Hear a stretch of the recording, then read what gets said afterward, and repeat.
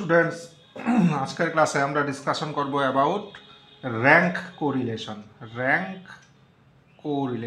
এর আগের ক্লাসে আমরা ডিসকাস করেছিলাম what is correlation coefficient, how to calculate the correlation coefficient etcetera. আজকে আমরা ডিসকাশন করছি র্যাঙ্ক কোরিলেশন নিয়ে। তো প্রথমে বুঝতে হবে যে হোয়াট ইজ র্যাঙ্ক কোরিলেশন। নাম থেকেই বোঝা যায় র্যাঙ্ক কোরিলেশন হলো কোরিলেশন বিটুইন র্যাঙ্কস। এখানে ইন্ডিভিজুয়াল কোয়ান্টিটি না এসে আমাদের র্যাঙ্কগুলো আসবে। যেমন আমার marks of physics and mathematics দেওয়া আছে, ঠিক আছে?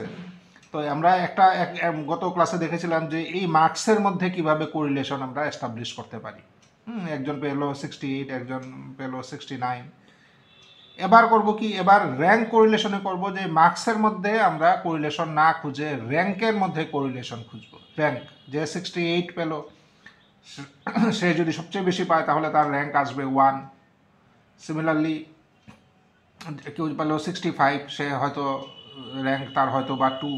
এইভাবে র্যাঙ্কগুলোর মধ্যে যে কোরিলেশন তাকে বলা হয় র্যাঙ্ক কোরিলেশন। তো র্যাঙ্ক কোরিলেশন কিভাবে বের করতে হয় এই টেকনিকটা আমরা দেখব, এবং তার মধ্যে কিছু স্পেশাল কেস থাকতে পারে। কেন স্পেশাল কেস থাকতে পারে? যেমন দুটো স্টুডেন্ট পেল 65, তাহলে তাদের যদি তারা সেকেন্ড পজিশনে থাকে তো দুজনই যুগ্মভাবে সেকেন্ড, এর মানে দুজনেরই র্যাঙ্ক 2।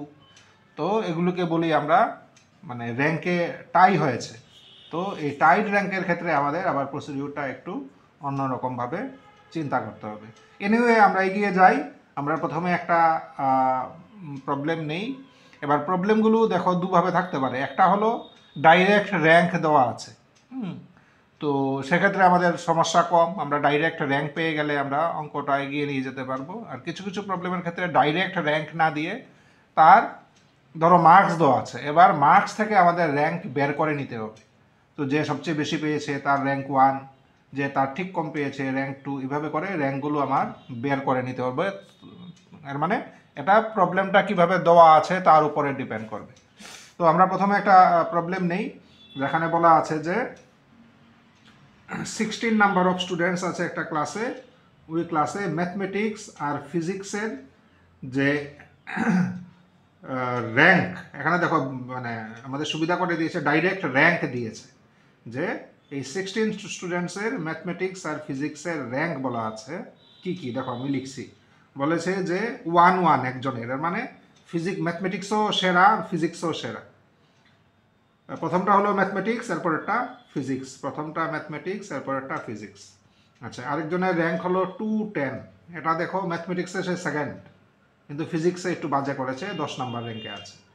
এরপরে হলো 3-3, এরপরে হলো 4-4, এরপরে হলো 5-5। ডেটাগুলো যে অনেক ক্ষেত্রেই দেখা যায় যে ম্যাথমেটিক্সে ফিজিক্সে দুটোতেই তার র্যাঙ্ক মানে ইকুয়ালি গুড বলা যেতে পারে। 5-5, এরপরে আছে 6-7, আছে 7-2, আছে 8-6, আছে 9-8, আছে 10-11, আছে 11-15, আছে 12-9, 13-14, এরপরে 14-12, এরপরে 15-16 অ্যান্ড 16-13। এইভাবে 16 জন স্টুডেন্টের বিভিন্ন র্যাঙ্ক দেওয়া আছে। প্রথম র্যাঙ্কটা হলো ম্যাথমেটিক্সের, সেকেন্ড র্যাঙ্কটা হলো ফিজিক্সের। তাদের মধ্যে আমরা র্যাঙ্ক কোরিলেশন বের করব। তো যেটা আগেই বলেছি যে আমাদের একটু সুবিধা হয়েছে, ডাইরেক্ট ফিজিক্স আর ম্যাথমেটিক্সের মার্কস কিন্তু দেওয়া নেই। মার্কস যদি দেওয়া থাকতো র্যাঙ্ক কোরিলেশন বের করতে হলে আমার আগে ওই মার্কস থেকে ওদের র্যাঙ্ক বের করতে হতো, এরপরে আমরা র্যাঙ্ক কোরিলেশন বের করতাম। তো এখানে ডাইরেক্ট মার্কস না দিয়ে ডাইরেক্ট র্যাঙ্ক দিয়েছে, এর মানে আমাদের একটু সুবিধা হয়েছে। এবার দেখো র্যাঙ্ক কোরিলেশন কীভাবে বের করে। র্যাঙ্ক কোরিলেশনে বের করার জন্য আমরা দুটো কলামে দুটোকে নিয়ে আসি। এক্সটা হলো ম্যাথমেটিক্সের র্যাঙ্ক, আর ওয়াইটা হলো ফিজিক্সের মার্কসের র্যাঙ্ক।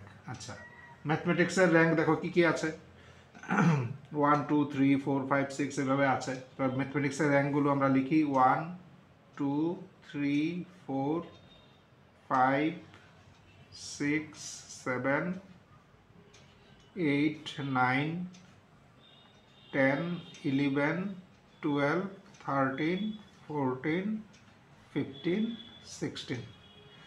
তো এই হলো ম্যাথমেটিক্সের মার্কসের র্যাঙ্ক। এবার ম্যাথমেটিক্সে যার র্যাঙ্ক, ফিজিক্সে তার র্যাঙ্ক 1, ম্যাথমেটিক্সে যার র্যাঙ্ক, ফিজিক্সে তার র্যাঙ্ক 10, ম্যাথমেটিক্সে যে থার্ড, ফিজিক্সও থার্ড, ফোর্থ হলে ফিজিক্সও ফোর্থ, ফিফথ হলে ফিজিক্সও ফিফথ, সিক্সথ যে ফিজিক্সে সে 7th। এভাবে আমরা ফিজিক্সেরগুলো লিখে ফেলি। এরপরে 2, এরপরে 6, এরপরে 8, এরপরে 11, এরপরে 15, এরপরে 9, এরপরে 14, এরপরে 12, এরপরে 16, এরপরে লাস্টেরটা হলো 13। তাহলে ম্যাথমেটিক্সের র্যাঙ্ক আর ফিজিক্সের র্যাঙ্কগুলো আমরা দুটো কলামে লিখলাম। এবার র্যাঙ্ক কোরিলেশন আমরা বের করব। এখানে একটা জিনিস অবজার্ভ করো, আমাদের কোনো র্যাঙ্ক কিন্তু দুবার নেই, ঠিক আছে? মানে কোনো র্যাঙ্ক কিন্তু দুবার নেই। সেম নাম্বার পেয়ে গেলে কিন্তু র্যাঙ্ক দুবার হয়ে যেত। দুজন ডাবল সেকেন্ড হলো, বা 4 জন একই নাম্বার পেয়েছে, এর মানে তারা ধরো সব 4 জনই ধরো থার্ড র্যাঙ্কে আছে, সেক্ষেত্রে থার্ড র্যাঙ্কটা 4 বার রিপিট হতো।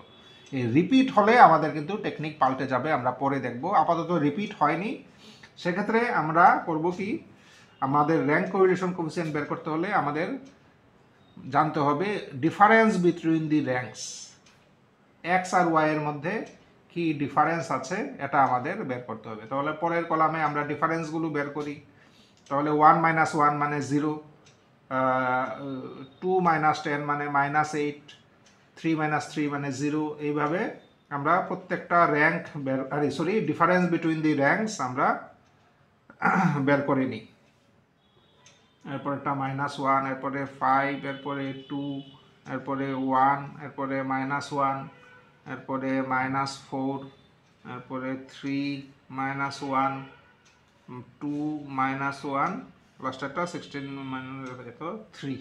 তাহলে আমরা ডিফারেন্সগুলো বের করলাম। এবার এই ডিফারেন্সের স্কোয়ার লাগবে। আবার আমি একটু পরে র্যাঙ্ক কোরিলেশন কোএফিসিয়েন্টের ফর্মুলাটা লিখছি, ফর্মুলার মধ্যে ডিফারেন্সের স্কোয়ারটা কাজে লাগবে। তাহলে 0 স্কোয়ার 0, এরপরেরটা 64, এরপরেরটা 0 0 0, এরপরেরটা 1, এরপরেরটা 25, এরপরেরটা 4, এরপরে 1, এরপরে 1, এরপরে 16 9 1 4 1 9 ডি স্কোয়ার। এবার আমাদের ক্যালকুলেশনের পার্ট, মানে টেবিলের যে ক্যালকুলেশন আমাদের শেষ। এবার আমরা র্যাঙ্ক কোরিলেশন কোএফিসিয়েন্টের ফর্মুলা আমাদের নিতে হবে। র্যাঙ্ক কোরিলেশন কোএফিসিয়েন্টের ফর্মুলা হলো রো ইকুয়াল টু 1 মাইনাস, নিচে আসবে n into n square minus 1। n হলো নাম্বার অফ অবজারভেশন, টোটাল কয়টা আছে এখানে, টোটাল 16 জন স্টুডেন্ট আছে, এর মানে n হলো এখানে 16। আর উপরে আসে 6 into some of the D square যত এগুলোর সাম। তাহলে 1 মাইনাস n হলো কতটা আছে, 16 জন স্টুডেন্ট, তাহলে 16 স্কোয়ার মাইনাস 1, 6 ইন্টু ডি স্কোয়ারের সাম, এই যে হলো ডি স্কোয়ার, এগুলোর সামটা কাজে লাগবে। এগুলো সাম যদি করি আসবে 136, তাহলে 136 ইন্টু 6। এবার যত রেজাল্ট আসে এটার রেজাল্ট আসবে 0.8। কাজেই this is our rank correlation coefficient. In this way আমরা র্যাঙ্ক কোরিলেশন কোএফিসিয়েন্ট বের করতে পারি, এবং এই টেকনিকটা ইউজ করব যখন র্যাঙ্কগুলো রিপিট হয়নি। এই কেসে র্যাঙ্ক যদি রিপিট হয়ে যায়, দেন আমাদের টেকনিকটাতে বা আমাদের মেইনলি বলতে পারি ফর্মুলাতে একটু চেঞ্জ আসবে। র্যাঙ্ক রিপিট হলে একটু চেঞ্জ আসবে। So for non repeated ranks this is the method for finding rank correlation coefficient. আচ্ছা, এখন আমরা আরেকটা নিই যেখানে র্যাঙ্ক রিপিট হয়েছে। তো এই টেকনিকটা দেখি, যদি র্যাঙ্ক রিপিট হয় তাহলে আমরা কিভাবে করব। তো তার জন্য আমরা আরেকটা প্রবলেম নেই। এই প্রবলেমে কি করেছে, এই প্রবলেমে এক্স আর ওয়াই দিয়ে দিয়েছে, ডাইরেক্ট দিয়েছে, র্যাঙ্ক দেয়নি। কাজে এখানে কিন্তু পরিশ্রম আমাদের একটু বাড়বে, যে র্যাঙ্ক আমাদের বের করে নিতে হবে। আচ্ছা, এক্স কি দিয়েছে দেখো, এক্স এর ভ্যালুগুলো দিয়েছে 68, 64, 75, 50, 64, 80, 75, 80, 75, এরপরে 40, এরপরে 55 অ্যান্ড 64। এই হলো আমাদের এক্সগুলো। ঠিক আছে, কি রিপ্রেজেন্ট করে দেয়নি, আমরা জানি না, মেবি মার্কসও হতে পারে।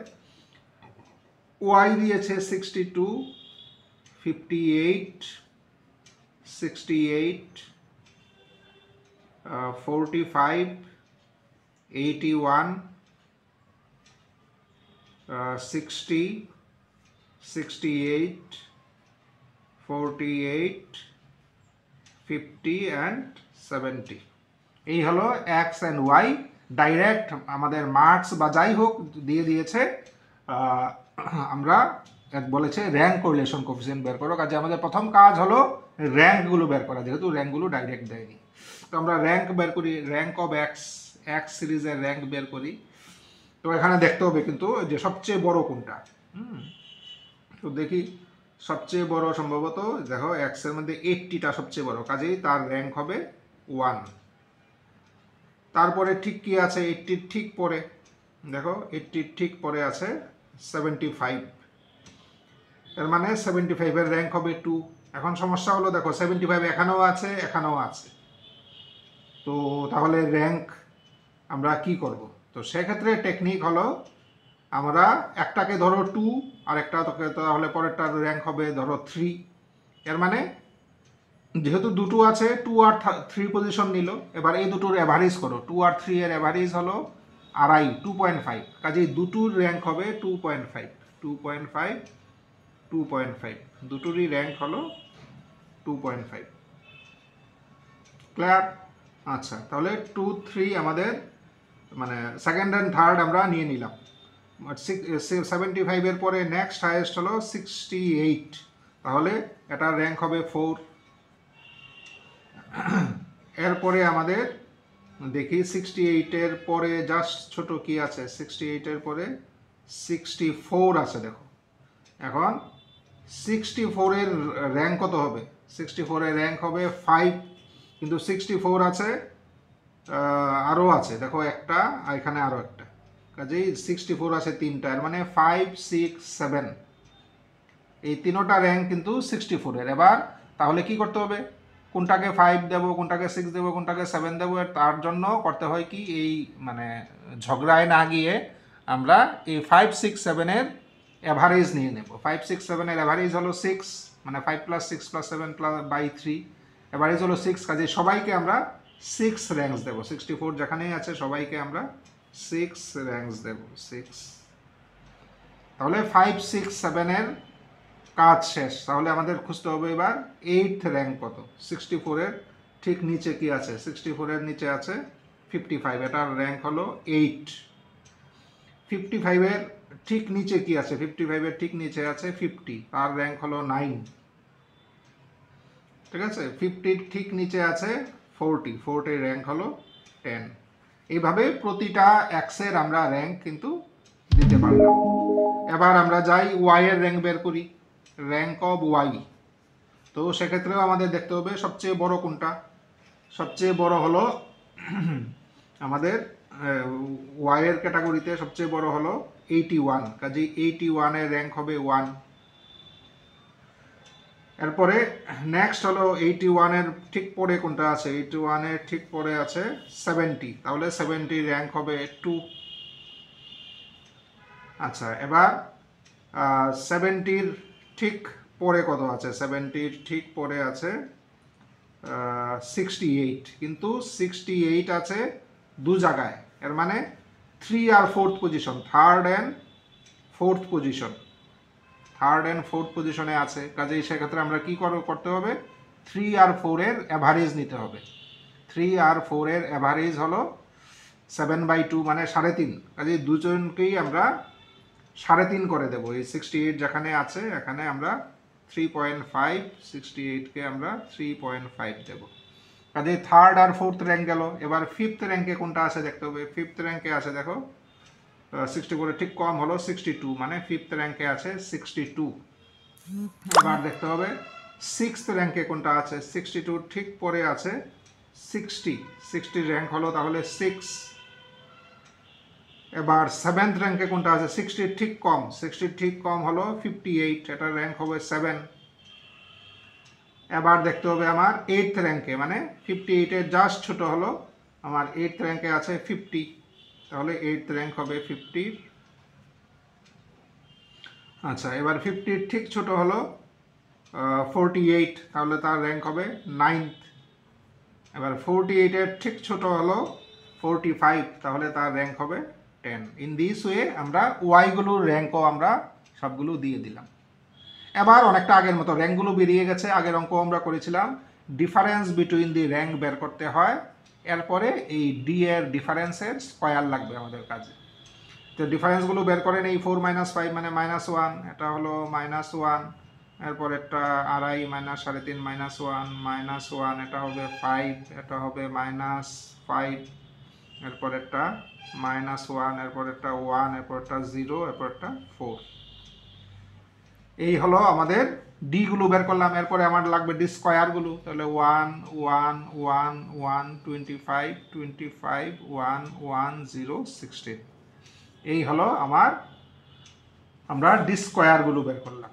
আচ্ছা, এবার এমনি জেনারেল ফর্মুলা কি? জেনারেল ফর্মুলা একটু আগে আমরা দেখেছি, র্যাঙ্ক বের করার রো ইকুয়াল টু 1 মাইনাস উপরে আসে D summation D square, D into summation D square, আর নিচে থাকে N into N square minus 1। এই হলো যদি র্যাঙ্কগুলো রিপিট না হয়। কিন্তু এখানে র্যাঙ্ক রিপিট আছে। কোথায় রিপিট আছে দেখো, এই যে 6 6 6 3বার রিপিট আছে, 2.5 2.5 দুবার রিপিট আছে। ঠিক আছে, এটা হলো এক সিরিজের কথা বলছি। এবার এই রিপিটেড র্যাঙ্কগুলোর একটা এফেক্ট র্যাঙ্ক কোরিলেশন কোফিসিয়েন্টের মধ্যে থাকবে, এই এফেক্টটা আমাদের দেখাতে হবে। সেমভাবে ওয়াই এর সিরিজে দেখো, ওয়াই এর সিরিজে রিপিট আছে কি কিছু? দেখো, ওয়াই এর সিরিজেও রিপিট আছে 3.5 3.5, দুটোর সেম র্যাঙ্ক। এই রিপিটেড র্যাঙ্কগুলো আমরা কিভাবে ট্যাকেল করব? আচ্ছা, রিপিটেড র্যাঙ্কগুলো ট্যাকেল করার মেথড হলো যে আমরা দেখি যে কোন র্যাঙ্কগুলো আমাদের রিপিট হয়েছে। দেখো, আমাদের র্যাঙ্ক রিপিট হয়েছে এই যে 2.5 2.5। এগুলো কেন হয়েছে 2.5? কারণ আমরা 2 আর 3 এই পজিশনটাকে, মানে সেকেন্ড পজিশনে দুজন ছিল। ঠিক আছে, তো একজনকে আমরা যদি 2 ধরি, আরেকজনকে যদি 3 ধরি, তাদের অ্যাভারেজ হলো 2.5। আমরা এই জিনিসটা ক্যালকুলেশন করব, m into m square minus 1/12। এই জিনিসটা আমরা ক্যান্সেল, m কি, m অ্যাভারেজ এসছে 2.5। এবার রিপিটটা কতবার হয়েছে? রিপিটটা হয়েছে 2 বার, কাজেই m এর ভ্যালু হলো 2। যেমন 6 রিপিট কতবার হয়েছে? 6 রিপিট হয়েছে 3 বার, কাজেই 6 এর ক্ষেত্রে m এর ভ্যালু হলো 3। কাজেই mটা কি, m হলো নাম্বার অফ রিপিটেশন, কতবার রিপিট হয়েছে। ঠিক আছে, তো আমরা 2.5 এর ক্ষেত্রে যদি এটার ভ্যালু বের করি, তাহলে দুবার রিপিট হয়েছে, দুবার রিপিট হলে আমরা 2 ইন্টু 2 স্কোয়ার মাইনাস 1/12, তাহলে কত বেরোবে? আমার 6/12 মানে হাফ। আচ্ছা, আরেকটা জিনিস রিপিট হয়েছে, 6 রিপিট হয়েছে, কতবার রিপিট হয়েছে? 3 বার, কাজে m এর ভ্যালু 3, তাহলে 3 ইন্টু 3 স্কোয়ার মাইনাস 1/12, তাহলে 3 ইন্টু 8/12, এর মানে আনসার হলো 2। ঠিক আছে, আচ্ছা, এবার ওয়াই সিরিজে আসি। ওয়াই সিরিজে কোনোটা কি রিপিট হয়েছে? হ্যাঁ, রিপিট হয়েছে। কোনটা রিপিট হয়েছে? 3.5। কতবার রিপিট হয়েছে? 2 বার, কাজেই তার ভ্যালু ওয়াই সিরিজের জন্য m into m square, m এর ভ্যালু কত? 2, তাহলে 2 ইন্টু 2 স্কোয়ার মাইনাস 1/12, ভ্যালু কত আসবে? হাফ। কাজেই টোটাল দেখো আমার 3টা জিনিস রিপিট হয়েছিল। একটা হয়েছিল 2 বার, তার এফেক্ট হলো এটা। একটা হয়েছিল 3 বার, তার এফেক্ট হলো এটা। আর একটা ওয়াই সিরিজে একটা 2 বার রিপিট হয়েছে, তার এফেক্ট হলো এটা। এবার এই এফেক্টগুলো আমার এই ডি স্কোয়ারের সঙ্গে অ্যাড করে, তাহলে কত? Half plus two plus half, এই এফেক্টগুলো ডি স্কোয়ারের সাথে আমার অ্যাড করতে হবে। অ্যাড করে আমরা যেটা পাবো এটাই আমার রেজাল্ট। তাহলে 1 minus 6 into summation D square কত, ডি স্কোয়ারগুলোর সাম আমার লাগবে। ডি স্কোয়ারগুলো যদি আমরা সবগুলো যোগ করি তাহলে আসবে 72। তাহলে সামেশন ডি স্কোয়ার হলো 72 প্লাস সঙ্গে আছে আরও 3, তাই তো, সঙ্গে আছে আরও ধরো 3, দেখো 2 আর এদিকে 1 না 3টা কিন্তু এসছে রিপিটেশনের জন্য, বাই n। টোটাল কয়জন স্টুডেন্ট আছে, টোটাল স্টুডেন্ট আছে আমাদের এখানে 10 জন। 10 ইন্টু 10 স্কোয়ার মাইনাস 1, এই যা রেজাল্ট আসবে এটাই আমার রেজাল্ট আসবে 545। এটা হলো আমার ফাইনাল রেজাল্ট। কাজেই আগে এই সিস্টেমটাও অনেকটা আগের মতো, শুধু এই জায়গাটা আমার নতুন। এই জায়গাটা কেন আসছে, এগুলো হলো রিপিটেড র্যাঙ্কের জন্য আসছে। রিপিটেড র্যাঙ্কের জন্য আমার এই কোয়ান্টিটিটা প্রতিটা রিপিটেড র্যাঙ্কের জন্য বের করতে হবে। What is M? এম হলো কতবার রিপিট হয়েছে, এম হলো কতবার রিপিট হয়েছে। যেমন 2.5 দুইবার রিপিট হয়েছে, এম এর ভ্যালু 2। 6 3বার রিপিট হয়েছে, এম এর ভ্যালু 3। এখানে 3.5 দুইবার রিপিট হয়েছে, এম এর ভ্যালু 2। কাজে যতবার রিপিট হবে সেই অনুযায়ী আমার এটা আলাদা আলাদাভাবে ক্যালকুলেশন করবে, এবং এই প্রতিটা হবে ডি স্কোয়ারের সাথে অ্যাড করে যা পাবো আমরা, এরপরে তো আমাদের যে ফর্মুলা আছে বসিয়ে, this is our final result. So in this way we can calculate rank correlation coefficient in case of repeated ranks। কাজে পরীক্ষার সময় কিন্তু র্যাঙ্ক রিপিট হয় কিনা সেটা খেয়াল রাখবে। রিপিটেড র্যাঙ্ক হলে এই কারেকশনটা আমাদের যোগ করতে হবে। আর একটা জিনিস হলো, র্যাঙ্ক যদি ডাইরেক্ট দেওয়া না থাকে সেক্ষেত্রে র্যাঙ্ক কিভাবে বের করতে হয় আমরা দেখালাম। যদি সেম নাম্বার না হয় 1 2 3 4 5 6 করে যাবে, কোনো সমস্যা নেই। কিন্তু দেখো যেমন 75 সেকেন্ড পজিশনে আসলে 2 জন চলে এসছে, তখন আমরা করি কি, একটাকে 2 আর একটাকে 3 মনে মনে ধরলাম, এবার 2 3 এর অ্যাভারেজ নিলাম 2.5 সবাইকে দেব। তো এইভাবে আমাদের র্যাঙ্কগুলো এই ইয়েতে আমাদের বের করতে হয়। সো আমার মনে হয় র্যাঙ্ক কোরিলেশন কোফিসিয়েন্ট নিয়ে তোমাদের কোনো ডাউট থাকার কথা না। তবুও যদি কোনো ডাউট থাকে র্যাঙ্ক কোরিলেশন কোফিসিয়েন্ট নিয়ে, তোমরা কমেন্টসে লিখতে পারো, যাদের কাছে আমার ফোন নাম্বার আছে ফোন করতে পারো, হোয়াটসঅ্যাপে মেসেজ করতে পারো। I will try to make you understand.